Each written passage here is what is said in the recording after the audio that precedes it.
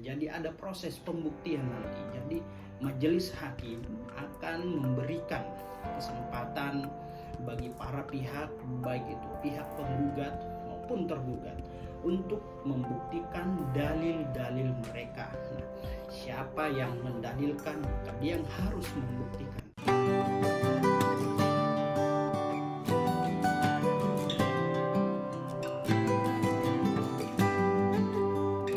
Assalamualaikum warahmatullahi wabarakatuh. Apa kabar teman-teman semua? Semoga sehat selalu ya, sehat walafiat, amin. Baik teman-teman, segmen kali ini saya akan menjawab pertanyaan dari seorang ibu. Ini teman-teman bisa lihat ya di sini ya, saya tampilkan ya. Ya, jadi seperti ini ya.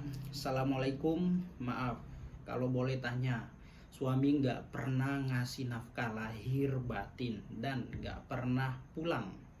Dan dia bilang nggak akan mau menceraikan. Kalau si istri mengajukan gugatan cerai, apa dikabulkan PA.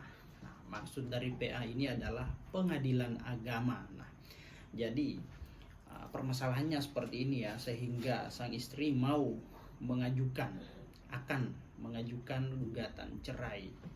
Nah, suami pergi dari rumah tanpa alasan yang jelas dan sah. Nah, terus kemudian gak pernah ngasih nafkah baik lahir maupun batin. Sementara istri kan butuh kepastian. Jadi seolah-olah suami ini ya menggantung status istri. Dia tidak mau menceraikan, tetapi dia tidak juga memberi nafkah baik lahir maupun batin ya, seperti itu ya. Jadi teman-teman, Bapak Ibu semua, penting untuk diketahui bahwa alasan-alasan terjadinya perceraian itu ya diatur di perundang-undangan kita ya, seperti di peraturan pemerintah nomor 9 tahun 1975 tentang pelaksanaan Undang-Undang nomor 1 tahun 1974 tentang perkawinan, dan juga diatur di kompilasi hukum Islam atau KHI ya. Jadi berikut saya akan coba uraikan beberapa alasan terjadinya perceraian, yaitu ya pertama, nah, salah satu pihak baik itu suami maupun istri ya melakukan perzinahan, lalu kemudian dia penjudi atau pemabuk dan lain-lain. Nah, itu ya alasan pertama. Lalu kemudian salah satu pihak meninggalkan pihak lain, baik itu istri maupun suami, selama 2 tahun berturut-turut tanpa alasan yang jelas dan tanpa alasan yang sah. Nah, itu. Lalu kemudian salah satu pihak mendapat hukuman 5 tahun penjara ya. 5 tahun penjara, sehingga untuk melaksanakan kewajibannya ya tidak dapat dilakukan lagi, baik itu secara lahir maupun batin ya. Nah, sementara rumah tangga itu butuh kepastian, butuh penghidupan di dalamnya. Nah, terus kemudian salah satu pihak melakukan KDRT ya, kekerasan dalam rumah tangga, baik itu secara fisik, psikis, verbal dan lain-lain. Nah, itu adalah alasan-alasan sehingga dapat diajukan perceraian ya. Lalu berikutnya ya, salah satu pihak baik itu suami maupun istri mendapat atau mengalami cacat badan atau penyakit menahun yang sulit untuk disembuhkan. Nah, sehingga salah satu pihak tidak dapat menjalankan kewajiban dalam rumah tangganya.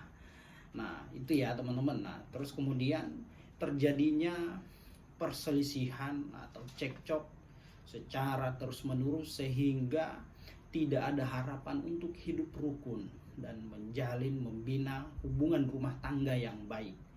Nah, lalu kemudian ya kalau di kompilasi hukum Islam ya itu ya suami melanggar taklid talak. Nah, dan juga salah satu pihak baik istri maupun suami ya melakukan atau berpindah agama. Istilah dalam Islam itu murtad ya, sehingga menimbulkan ketidakharmonisan atau tidak hidup rukun lagi di dalam rumah tangga. Jadi itu alasan-alasan ya teman-teman, sehingga dapat diajukan gugatan perceraian di pengadilan, baik di pengadilan agama maupun pengadilan negeri.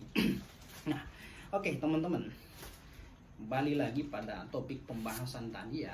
Nah, pertanyaannya, apakah ketika sang istri mengajukan gugatan perceraian di pengadilan agama dikabulkan atau tidak? Nah, penting untuk diketahui bahwa persoalan perceraian adalah suatu perbuatan yang sangat dibenci oleh Allah Tuhan, namun diatur di dalam undang-undang.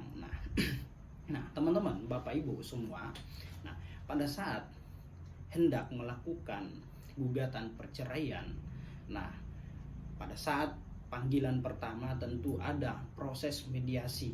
Nah, maka hakim atau majelis hakim akan memfasilitasi kedua belah pihak untuk melakukan perdamaian ya, melakukan perdamaian. Nanti ada pihak mediator ya, mediator tentunya berkompeten dan mempunyai integritas lisensi untuk melakukan mediasi kepada para pihak. Namun bila mana para pihak atau salah satu pihak tidak sepakat untuk melakukan perdamaian, maka proses perkara akan dilanjutkan ya, dilanjutkan seperti itu.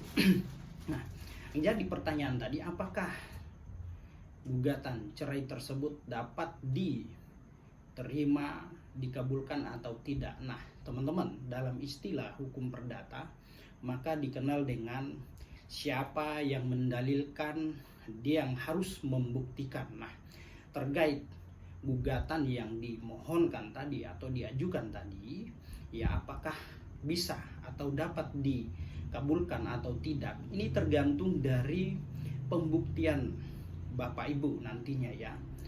Jadi tergantung dari pembuktian.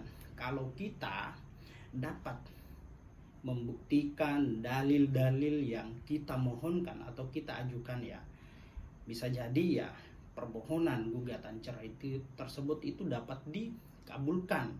Nah, itu ya teman-teman. Nah, jadi ada proses pembuktian nanti. Jadi majelis hakim akan memberikan kesempatan bagi para pihak, baik itu pihak penggugat maupun tergugat, untuk membuktikan dalil-dalil mereka. Nah, siapa yang mendalilkan, maka dia yang harus membuktikan. Nah, manakala dalil-dalil yang diajukan dalam proses gugatan cerai dapat dibuktikan, misalkan seperti bukti surat, saksi yang cukup, yang mengetahui, melihat, merasakan, dan dapat meyakinkan majelis hakim, maka tentu yakin bahwa hakim akan mengabulkan permohonan gugatan yang Bapak Ibu ajukan ya.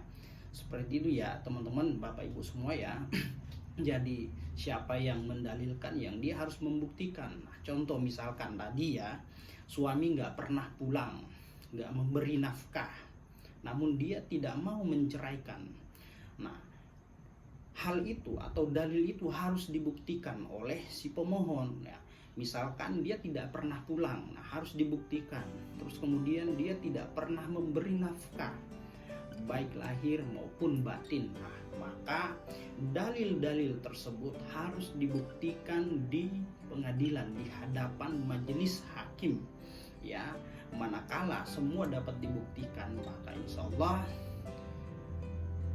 pengadilan akan memutus perkara dan bisa jadi ya menerima permohonan yang ibu ajukan.